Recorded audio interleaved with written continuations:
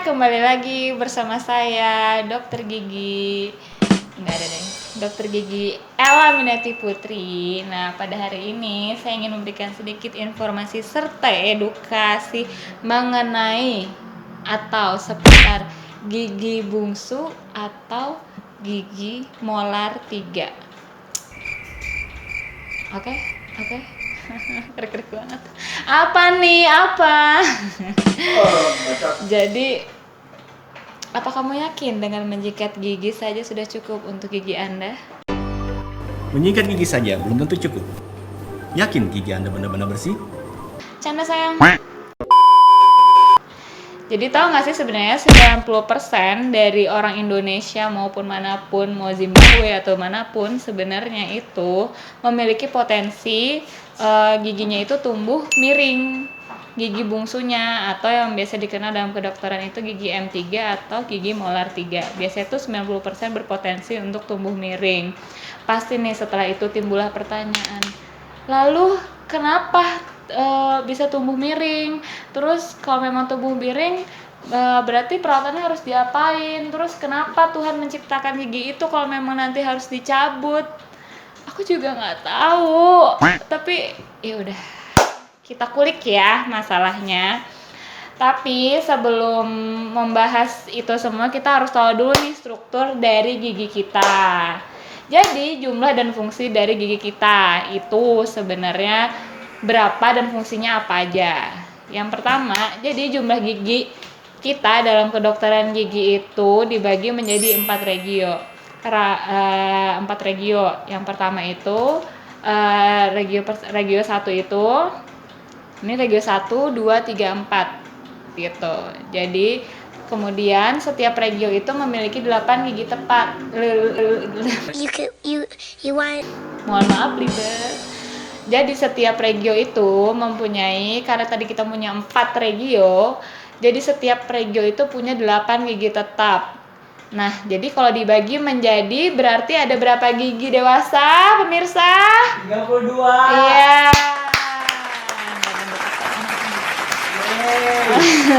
Kemudian untuk gigi susu itu sama, ada 4 juga, ada 4 regio juga. Nah, untuk gigi susu ada 5 gigi di setiap regionya, yang berarti di 4 regio itu berarti ada berapa gigi susu? 32. Salah 20 dong, Bambang. Gitu. Nah, dari setiap gigi itu sebenarnya mempunyai fungsinya masing-masing. Mau gigi gigi seri depan, gigi geraham, gigi taring. Kalau gigi seri depan itu, gigi depan ini biasanya berguna untuk memotong makanan. Kalau gigi taring itu untuk mengoyak-ngoyak makanan serta hati antum. Gak lucu.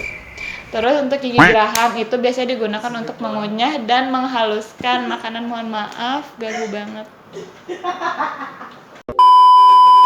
Kemudian sebenarnya fungsi dari gigi molar ketiga atau gigi bungsu itu sama sih fungsinya dengan gigi geraham lainnya. Dua gigi geraham lainnya sama untuk mengunyah dan menghaluskan makanan jika pertumbuhannya normal sesuai gitu. Jadi sebenarnya gigi M3 itu penting untuk menciptakan keselarasan dalam rahang. Kalau atau jika sama aja, jika atau kalau. Jika. Mohon maaf gangguan lagi. Jadi kalau misalnya M3 itu tumbuhnya dengan sempurna, maka dia memiliki peranan yang sangat amat penting dalam rahang.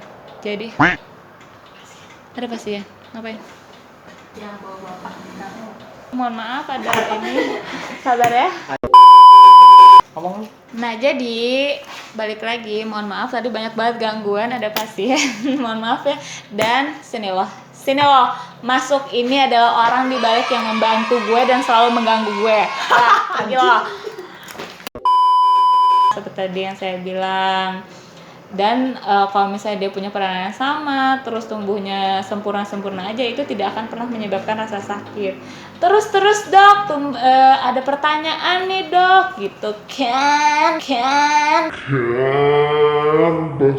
pasti kalian pertanyaannya pasti kayak, Terus kenapa dok kalau misalnya gigi bungsu itu tumbuh, kenapa nggak barengan aja tumbuhnya? Terus kenapa masih tumbuh terakhir? Terus kalau misalnya dia tumbuh terakhir, kenapa sih harus menimbulkan rasa sakit gitu?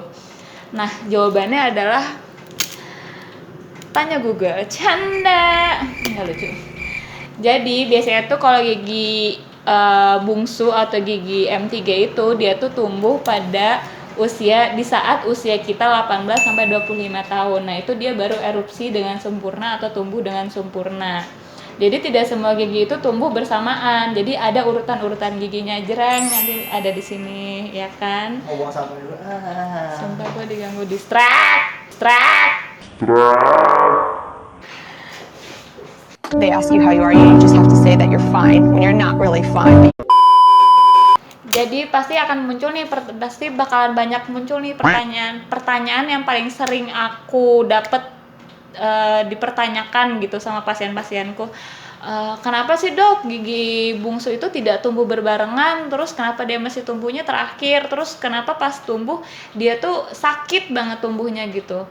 Jadi sebenarnya gigi M3 atau gigi bungsu itu biasanya erupsi sempurna atau tumbuh sempurna di saat usia kita 19 sampai 25 tahun, itu dia baru erupsi sempurna. Dan yang harus kalian ketahui, tidak semua gigi itu tumbuhnya berbarengan. Balik lagi kayak waktu bayi gitu sebenarnya. Ya nggak bisa ucuk-ucuk tiba-tiba gigi lo set gitu. Lo lahir tiba-tiba langsung aja baru oek-oek langsung tumbuhlah 32 gigi. Serem banget, Bray. Sumpah serem banget. Jadi tuh biasanya, nah kalau M3 ini atau gigi bungsu ini lebih unik lagi. Kenapa? Karena si benih giginya aja itu sebenarnya baru benihnya aja ya, dia itu baru tumbuh di saat kita berusia 9 tahun. Itu baru benihnya aja. Nah, kalau mahkotanya terbentuk dengan sempurna itu di saat usia kita 14 tahun gitu. Nah, kenapa bisa terjadi demikian? Maaf sebelumnya, itu semua kuasa dari Allah. Di sini saya hanya belajar dan saya hanya menjelaskan yang saya ketahui, memang seperti itu adanya gitu. Terus habis itu setelah rahangnya udah selesai tuh di usia 14 tahun, dia udah sebentar ya Mbak, diganggu lagi, satu lagi sebentar. Sudah sempurna nih kan di usia 14 tahun itu, baru tuh kita tuh kan mohon bersabar, ini ujian, mohon bersabar. Terus abis itu kalau misalnya 14 tahun itu dia udah tumbuh dengan sempurna dengan atas kuasa dari Allah Subhanahu wa taala, ya kan? Ganggu lagi suster gue yang satu lagi, mohon maaf ya, sebentar ya. Habis itu nggak ngerti, gue tuh lagi bikin video gitu. Capek. Gue tuh capek gue. Nah, kalau misalnya udah 14 tahun kan itu gigi molar ketiga itu udah tumbuh dengan sempurna. Nah, biasanya kalau udah tumbuh sempurna, terus rahangnya juga udah terbentuk sempurna, harus digarisbawahi nih. Jika rahang yang dibutuhkan cukup, maka M3 atau gigi bungsu itu akan tumbuh dengan sempurna. Jika, yang tadi saya bilang, garis bawahi, jika ruangan yang tersedia itu cukup gitu. Terus ada lagi nih Beb, pertanyaan, kenapa sih dok bisa menyebabkan kelainan atau sakit? Saya juga nggak tahu Mbak, canda sayang, jangan marah. Jawabannya adalah karena seperti yang saya jelaskan sebelumnya, bagi orang-orang yang punya ukuran rahang yang lebar dan besar, serta ukuran gigi yang cukup gitu. Misalnya ukuran rahangnya besar, sesuai dengan ukuran bentuk atau ukuran giginya yang kecil. Jadi kan dia simetris, maksudnya bagus gitu. Apa ya ngomongnya gitu deh, pokoknya maksudnya selaras gitu. Nah, itu memungkinkan dia tumbuh dengan sempurna. Jadi selama masa pertumbuhan tidak akan menimbulkan rasa sakit gitu. Namun pemirsa semua, jika misalnya rahangnya kecil, kebanyakan orang Indonesia itu rahangnya kecil tapi giginya gede, gedong-gedong gila gitu. Jadi itu yang menyebabkan giginya terdesak, akhirnya harus dioperasi segala macam gitu. Terus pasti banyak banget nih ada pertanyaan, terus perasaan zaman dulu tuh nggak ada deh dok, mama saya, nenek saya, uyut saya, cicit saya, nggak ada deh kayaknya yang mengalami hal yang sama, terus kayak gigi bungsunya impaksi apa segala macam gitu, kayaknya nggak ada yang perlu sampai dioperasi. Balik lagi sayang, kalau zaman sekarang itu mungkin dari pola makan yang sudah berbeda sama zaman dulu. Kalau sekarang kan makanan itu lebih lunak-lunak ya, jadi kalau menurut saya dan dari beberapa buku yang saya baca pun jadinya rahang itu kurang berkembang gitu secara maksimal dibandingkan dengan orang tua kita zaman dulu seperti teman saya ini yang sudah tua. Terus ada lagi nih pertanyaan yang paling sering juga. Terus dok, kalau misalnya M3-nya nggak atau gigi bungsunya nggak keluar, emang kenapa sih dok? Ada aposka sih dok gitu kan? Yang pertama, impaksi. Itu pasti jreng nanti muncul di sindang. Impaksi itu merupakan kondisi di mana pertumbuhan gigi bungsu tidak normal seperti dia dan saya. Jadi mengganggu gigi lainnya. Jadi kayak tabrakan gitu. Kecelakaan.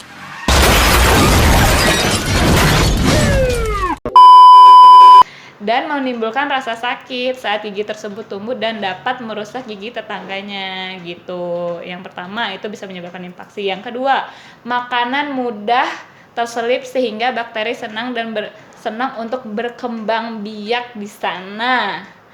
Lalu dapat menyebabkan infeksi. Lalu jika infeksi tersebut dibiarkan maka akan merusak tulang alveolar Anda. Indang tulang alveolar, tiru sekali. Merusak otak tidak, kamu yang kerengan. Kemudian dapat merusak tulang alveolar di bawahnya dan dapat menyebar kemana-mana. Jadi kalau orang bilang tuh ya, dok, benar nggak sih kalau cabut gigi itu bisa bikin buta? Hei, antum yang buta. Tidak ada sejarahnya cabut gigi bikin buta. Yang bikin buta itu bukan karena pencabutan giginya, tapi penyebaran dari bakterinya. Seperti like that. Apa nih? Nggak jelas ngomongnya. Kemudian yang ketiga, bisa menyebabkan komplikasi Mohon maaf. Terus yang ketiga dapat menyebabkan komplikasi lainnya. Bisa. Yang paling parah itu dapat menyebabkan kista seperti gambar di sini. Kemudian tumor seperti gambar di sini. Kemudian bisa juga tumor atau ameloblastoma gitu. Terus ada juga nih, gimana sih dok gitu kan, gejala-gejalanya kalau gigi itu mau tumbuh sama aja kayak waktu masih bocah gitu kan, waktu masih kecil. Gejalanya ya gitu, demam gitu-gitu, terus kayak air ludah jadi semakin banyak gitu kan, lapar apa ngeces ya kan. Terus habis itu bengkak, terus lama-lama susah buat buka mulut. Terus cara ngatasinnya gimana sih dok? Gitu kan? Cara ngatasinnya datang dong ke saya. Canda. Cara ngatasinnya selain jangan lupa sholat 5 waktu serta mengaji dan sedekah ya. Dan jangan lupa follow Instagram saya, nanti saya taruh di bawah sini. Mohon maaf. Yang paling penting itu harus dikonsultasikan dengan dokter gigi, bukan dengan tukang gigi. Sekali lagi, bukan dengan tukang gigi, tapi dokter gigi ya. Tolong ingatkan Anda, kalau antum sampai ke tukang gigi auto neraka. Mohon maaf ya. Hanya orang yang tidak memiliki kesehatan gigi, yang tidak memikirkan kesehatan gigi dan mulutnya dalam jangka panjang, egois, seperti mohon maaf barusan berantem sama yang akan datang ke ahli gigi gitu-gitu deh, #curcol. Jadi kalau misalnya udah kayak gitu, harusnya sih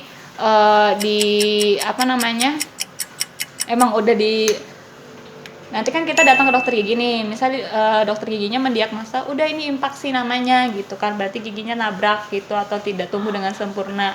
Berarti nanti dokter sudah menegakkan diagnosa, habis itu gigi M3-nya tumbuh miring atau gimana dan harus diangkat, ya udah berarti cara satu-satunya yaitu odontektomi oleh dokter gigi. Bisa sama dokter gigi umum seperti saya, ya kan? Bisa juga kalau misalnya kasusnya susah banget, kan ada 3 kelas tuh, nanti saya taruh di sini lagi. mantap. Kalau paling susah itu kelas 3, dia itu harus dilakukan atau ditangani sama dokter spesialis bedah mulut seperti like that gitu. Jadi jangan kaget kan semuanya. Jadi jangan lupa untuk ke dokter gigi setiap 6 bulan sekali untuk kontrol rutin gigi Anda, dan jangan lupa like, subscribe, dan share to your friend. Ih, apos kabeh, apa nih gitu kan. Kalau gitu sekian informasi dari saya mengenai gigi bungsu. Kalau ada yang mau ditanyakan lagi, mohon maaf mentok sakit. Nanti follow aja Instagram aku di sini dan Instagram sahabatku di sini, ya kan? Paling gede ntar. Terima kasih atas perhatiannya. Mwah. Mwah.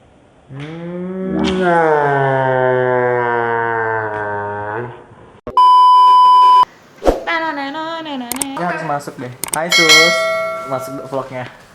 Vlognya.